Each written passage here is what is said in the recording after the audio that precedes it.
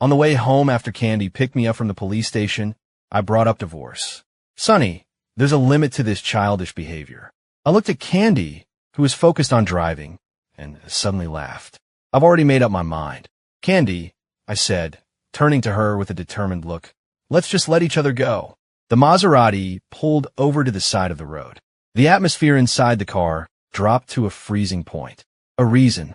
Candy gripped the steering wheel, her voice as cold as ice. Give me a reason. What kind of scene are you trying to make now? I looked at Candy and suddenly felt how pointless this all was. I rolled down the window, pointed to the car in the rearview mirror that had been secretly following us, and said, I bet in less than 10 seconds, someone will be coming for you. I started counting down with absolute certainty. 10, 9, 8. Before I could even get to 7, a figure emerged from the Porsche behind us. The man, his eyes red, rushed over. Sonny, I really didn't mean for this to happen today. I only suggested picking up the clothes because I had to accompany Candy to a banquet. I honestly didn't know you were home sleeping, and I certainly didn't know you'd mistake me for a burglar and call the police. This is all my fault. Please, don't fight with Candy over this. I'm begging you. If you're really that upset, the man said, grabbing my hand and pulling it toward his own face, then hit me. Hit me and let it all out. My hand was being pulled, just about to connect with his face. Candy's cold voice cut through the air. Sonny, where are your manners? Did you forget them completely? I found it utterly ridiculous.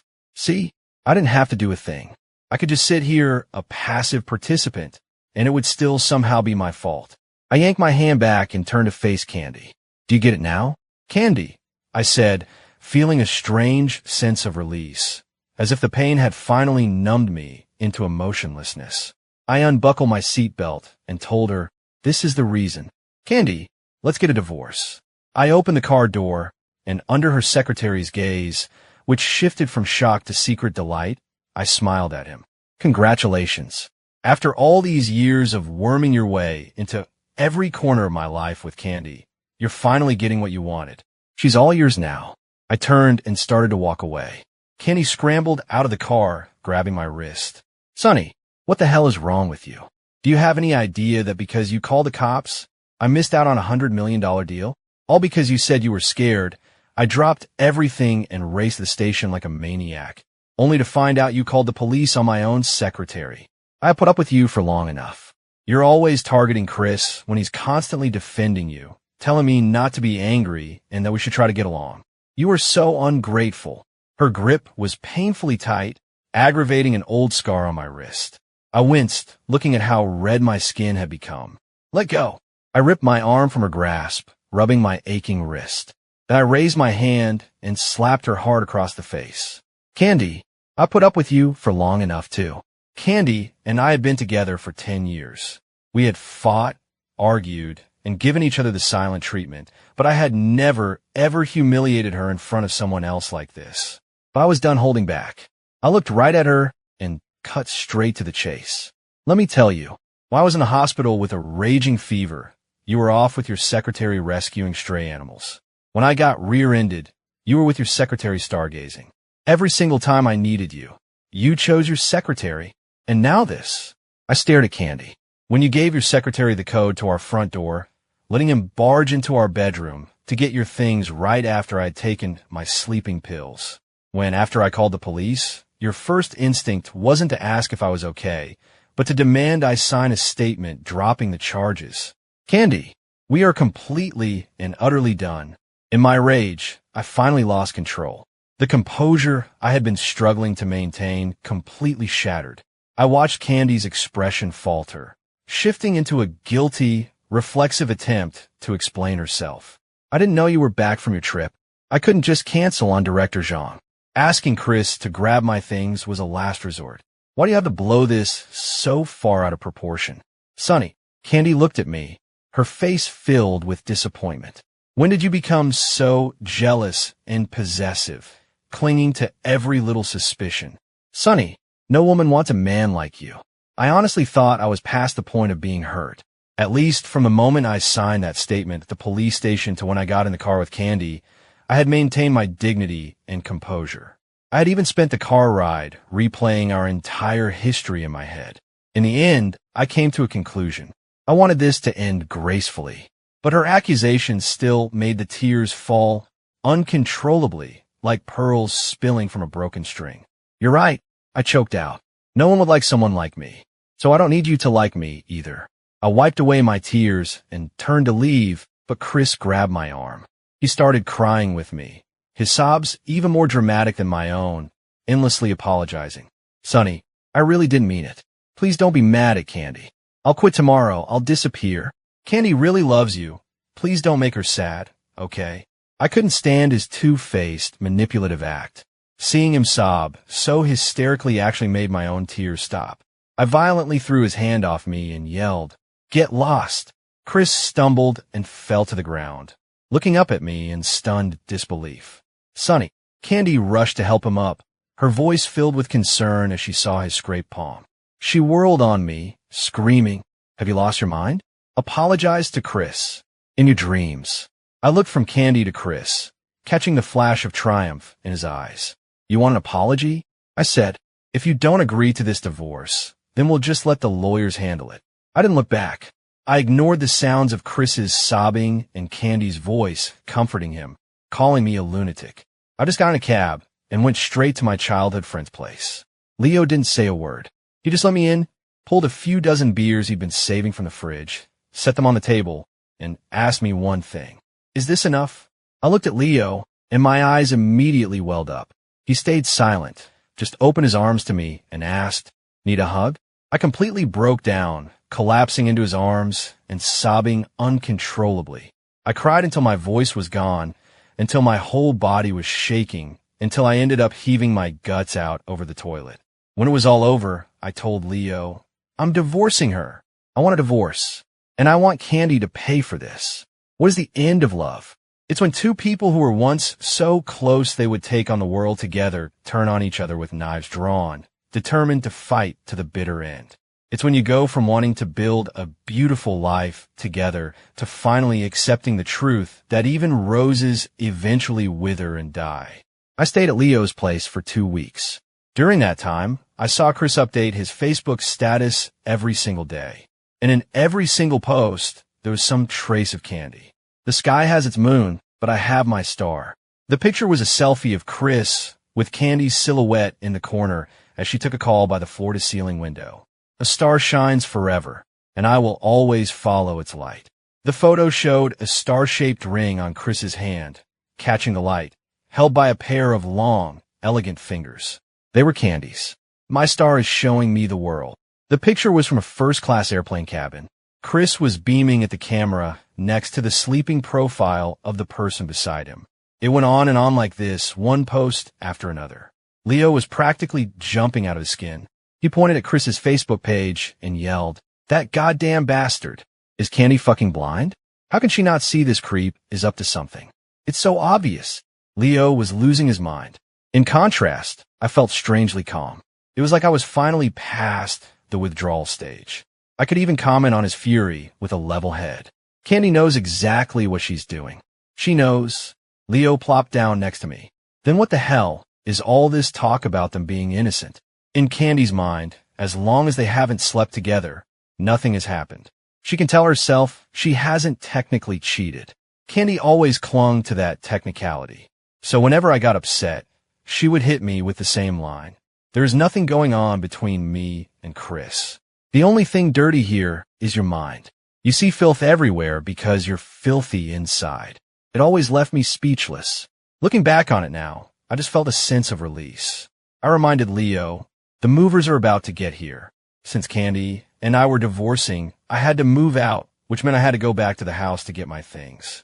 After all, my mother's belongings were still there. "As long as you're sure," Leo said. He came with me and waited outside the house. I had seen from Chris's Facebook post that Candy was out of town on business. I thought I wouldn't run into her, but I was wrong. The second I opened the door, I smelled food cooking. As I walked closer, I saw Chris sitting at our dining table, legs crossed, eating shrimp. When he saw me, his expression froze. Like a child caught doing something wrong, he shot up from his chair. "Sonny," I stared at Chris, who was wearing my pajamas and my slippers. Then I watched the smile on Candy's face freeze as she walked out of the kitchen with a plate of food. She spoke to me stiffly. "Have you eaten?" I ignored her peace offering and walked into the bedroom. I stopped dead. My collection of figures on a headboard was in disarray. The bed was a mess. The closet had clearly been rummaged through, and the safe inside was wide open. My heart seized. I instinctively looked inside the safe. Sonny, it was empty. Chris stood in the doorway, his voice so faint I could barely hear him. "I'm sorry. Candy and I lost our luggage on the way back, and she told me I could borrow some clothes. I accidentally opened the safe." A roar filled my ears. I whipped my head around and saw the fragments of green jade in Chris's hand. I stopped breathing. "I really didn't mean to," he whispered. "Sonny, please." Chris suddenly lunged toward me and dropped to his knees with a thud. He grabbed my arm, crying, "Please forgive me. I didn't know it was from your mother. I swear I didn't know." Chris clutched at my hand. "Just hit me. Please, hit me. It will make me feel better." Chris started to slam his head toward the floor, but a hand shot out and stopped him. Candy caught his forehead, pulling the trembling, sobbing man to his feet. She then looked at me coolly. "The dead can't be brought back, and things are just things. There's no reason to torment the living over an object." Chris already knows he was wrong. Candy spoke as if this were some trivial matter, and I was the petty one making a big deal out of it. She stood protectively in front of Chris and told me, "Just leave him alone. He feels bad enough as it is." I didn't say a word. I didn't have to. As long as Chris played the victim, I was automatically the villain. From Chris stealing my watch, to taking my paintings, to smashing our wedding photo, to brazenly invading my home, my space, and now to shattering the last thing my mother ever gave me.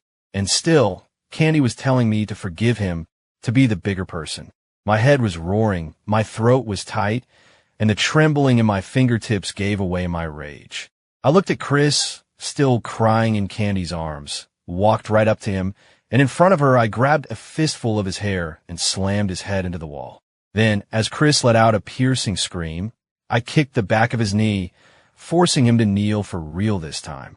That's not how you beg for forgiveness. I pinned his legs with my foot, grabbed his head with my hand, and slammed it hard onto the floor. Amidst the sickening thud and his scream, I watched blood bead on his forehead. "This," I said, "is how you admit you're wrong." My eyes were burning. I raised his head to slam it down again, but Candy grabbed my wrist, forcibly stopping me. She stared at me, her face dark. "Let go. Dream on." She used her other hand to hold me back, then began to pry my fingers open one by one. I could feel my nails bending back. The pain was sharp, but she didn't seem to notice, just kept pulling my hand away as she warned, "Don't take this too far, Sonny." "Too far?" I looked at her and laughed, a sound full of rage. "Candy, the difference between people and animals is that people can think. They can tell right from wrong. We have a moral compass. We don't just blindly protect someone based on our feelings. Since you've made your choice to protect Chris, fine." I ignored the searing pain as my nail broke, watching blood well up at the tip. While Candy was still stunned, I endured the agony and raked my bloody fingers down Chris's face. The sound of my nail snapping was joined by his scream. That face, the one that plastered my Facebook feed dozens of times a day, was ruined. Chris completely lost it. I burst out laughing. "You know what this is? This is karma." I looked at Candy's expression of disbelief, then at Chris, who was shrieking like a madman while clutching his face. "I'm telling you, Candy," I reminded her, "I was never a saint. You should have known that. Candy, you have finally, truly pissed me off. I'm telling you, I'm going to destroy you. You can count on it." When Leo rushed in, the first thing he said was, "Holy shit." Then he saw my bleeding hands, and his eyes went cold as he looked at Candy and snarled, "You animal." He stormed over to Candy and smacked her hard on the side of the head, snapping her out of her stupor. She looked from Leo to me, and then to the movers who had followed him in. "What the hell is going on?" she demanded. I just replied, coldly, "Making room for your precious Chris." I glanced at Chris, still whimpering on the floor and clutching his face, then at Candy, who looked ready for a fight, and I smiled. "But now I don't think that will be necessary." I took a wrench from one of the movers. I had intended to use it to dismantle some furniture, but instead, I swung it hard at our wedding portrait on the wall. The glass exploded, showering the floor in fragments. Just like my relationship with Candy, nothing was left but a complete mess. "Sir," I said, picking up the wrench and handing it back to the mover. "I've already sent your payment. Thank you for your time today. Everything in here is too filthy to move." The man was taken aback, but still asked, "Do you need me to call the police for you?" Chris, still on the floor, completely lost it. "Call the cops for what? He's the one who attacked me. If anyone is calling the police, it should be me." Leo finally noticed Chris's scratched-up face and let out a derisive laugh. Well, if it isn't Mr. Sob Story himself. "What happened? Decided to drop the innocent act and show your true colors?" Chris shot him a hateful glare, wincing from the pain in his face. "Sonny, I never wanted to compete with you for anything. Why are you doing this to me? Don't you know how important a person's reputation is?" "Of course you know how important it is." Chris spat, his words like venom.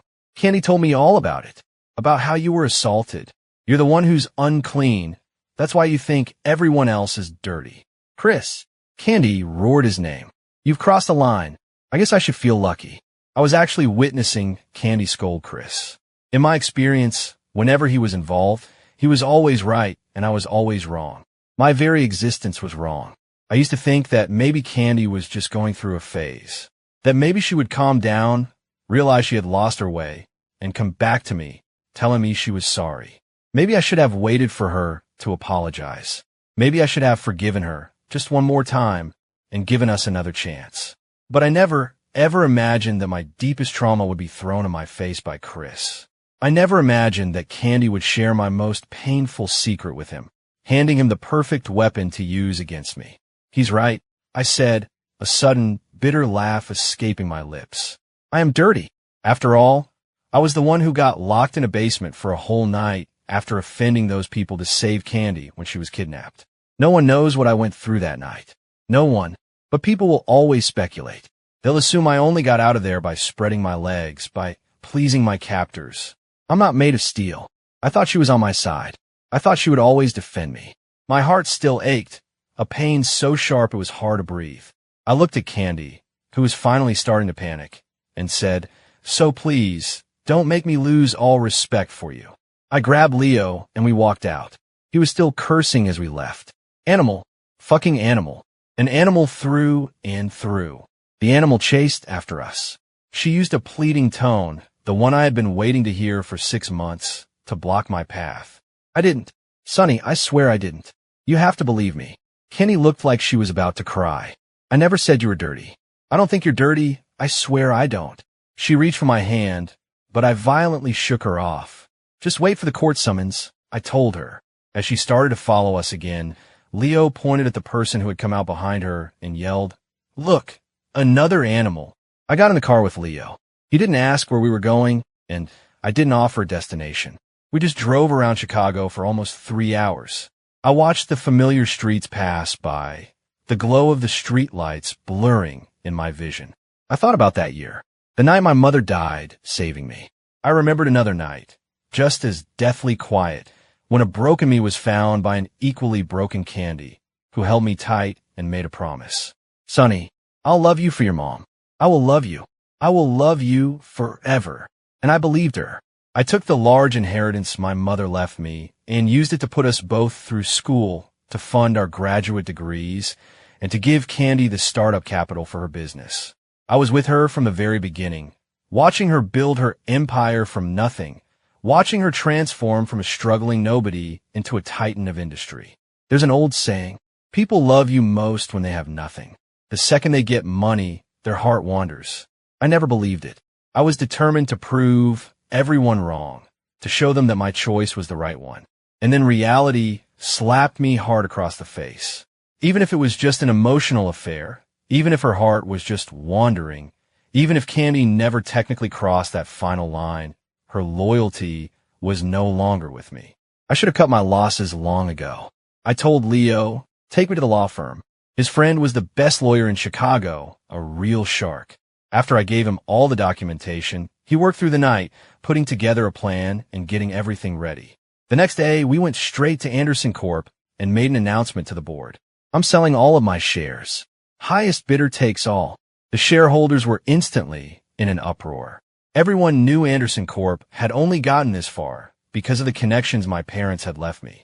If it had been all up to Candy, the company would have failed years ago. So, when I announced I was divesting, Candy had no choice but to show up at the board meeting. She even brought Chris with her, his face bandaged up like a mummy. Sonny, Candy looked exhausted, like she hadn't slept at all. She smelled faintly of antiseptic, as if she'd just come from the hospital.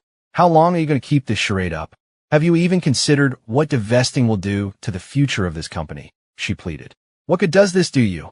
I just looked at her coldly. You have two choices. I divest, or we divorce. All the shareholders turned to look at Candy.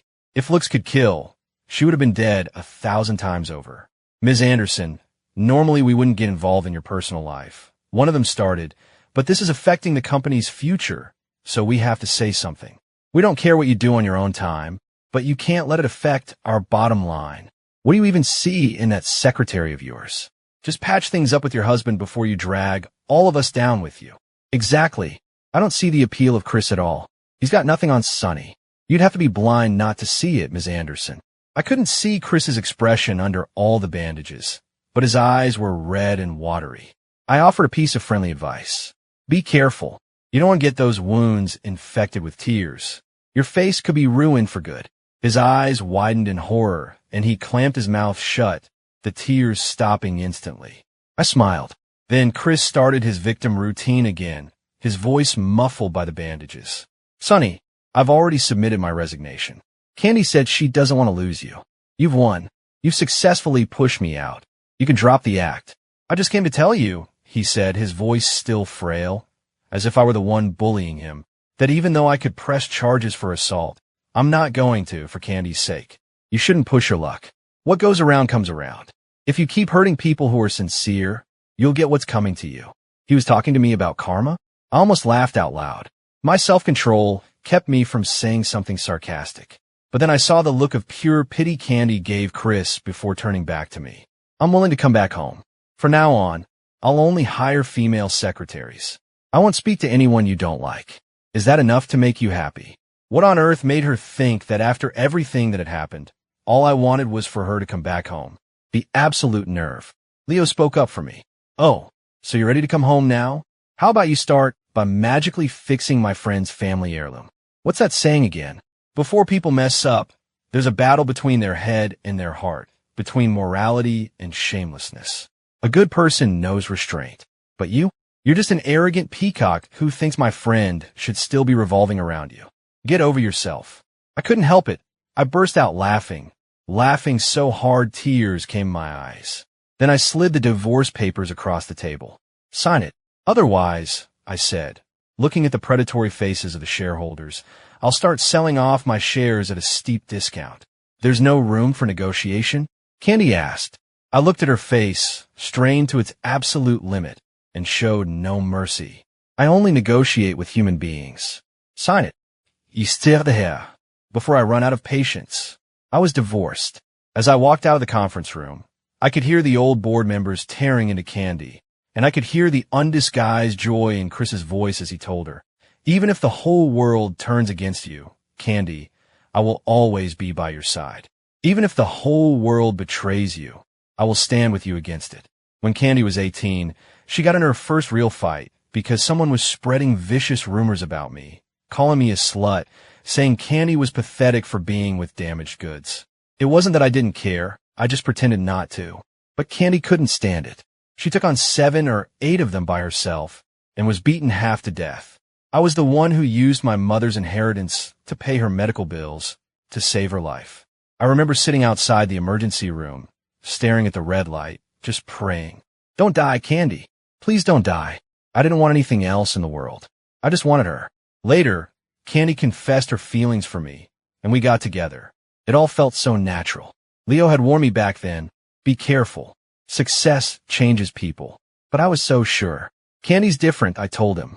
There are no exceptions, Leo said to me the day the divorce was finalized, as we sat in a bar. I laughed, remembering. My own father cheating should have been proof enough, but I still didn't learn my lesson. I fell for it all over again. Buddy, Leo said, slinging an arm around my shoulder. You have to fall to remember the pain. And you need the pain to learn how to avoid it next time. It's how we grow. Leo, and I celebrated my return to single life. I got my share of the assets and immediately sold my stock, splitting it among 10 different shareholders. Now, Candy was no longer the sole power at her company. She had 10 rivals to contend with. Candy was fighting battles on all fronts. I heard she and Chris became more public, and even though he didn't have an official title, everyone knew he was the one who stood by her during her darkest hour. When the whole world thought I was the one who had betrayed her, Chris was the one who never left her side. Now, everyone at Anderson Corp called him the little boss behind her back. Chris was living the high life, updating his Facebook more than ever, like a conquering hero showing off his spoils of war. Leo couldn't stand seeing Chris so smug and successful. "You're just going to let them get away with it?" he asked me. Of course not. I looked at the newest post from Chris. The best things in life are shared with the person you love. Having that person right beside you is a 1 in a billion kind of luck. The picture showed the two of them on a boat. This time, it wasn't just Chris in the photo. He was making a peace sign at the camera, and Candy was making one right alongside him. The woman who always hated having her picture taken was breaking all her own rules for another man. It was a perfect picture of mutual affection. I casually liked the post. A second later, it was deleted. I laughed. Looks like I hit a nerve. On the 5th anniversary of Anderson Corp, Chris was her date. I figured Candy was planning to use the formal occasion to officially introduce him as her partner. But halfway through the party, a deliver man showed up, looking for Ms. Anderson to sign for a package. Then another came, and another. She was suddenly very busy. A curious crowd started to gather. What is all this? They just keep coming. Come on, Ms. Anderson, show us what's inside. Yes, we're all dying of curiosity. What is it? Candy had a bad feeling about it, but she was cornered. The final push came from Chris. "Candy, I want to see too." In the end, Candy opened the packages right there. Even though every instinct told her not to, the pressure was too much. Then, everyone saw the photos. There was Chris having a candlelit dinner with the CEO of a rival company. Chris entering a hotel with him. Chris kissing him passionately on the street, both of them smiling. Candy's hands froze. Chris's eyes went wide. Holy shit, unbelievable. I heard rumors that Chris was a professional homewrecker, but I thought Ms. Anderson knew. I guess someone got tired of watching her get played and decided to open her eyes for her. Doing it on a night like tonight is just brutal. How is she ever going to show her face in this town again? Everyone's going to be calling her the fool who got played. Candy's face grew darker as Chris's grew paler. They looked like a match set of doom. Candy opened another box. Inside was a voice recorder. There was no video, but the audio was explosive enough. It was Chris's voice. I already have Candy's complete trust. All I have to do is keep her fighting with Sunny, and sooner or later, we'll be able to take over the entire company. And when that happens, I'll make my mother accept you. Then we can get married. The other man's voice was like a dagger in Candy's heart. Yes, he said, we'll get married. The truth was undeniable.